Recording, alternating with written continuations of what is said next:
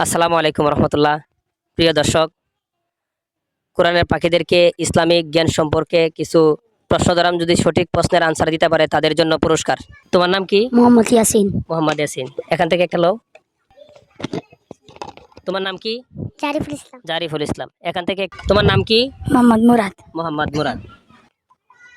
কিভাবে ইমান বাড়ে কমে? সৎ কাজের মাধ্যমে ইমান বাড়ে আর অসৎ কাজের মাধ্যমে ইমান কমে। মাশাআল্লাহ। প্রশ্ন হচ্ছে, আমাদের সৃষ্টিকর্তার নাম কি? তুমি কি বলতে পারবা? বলো।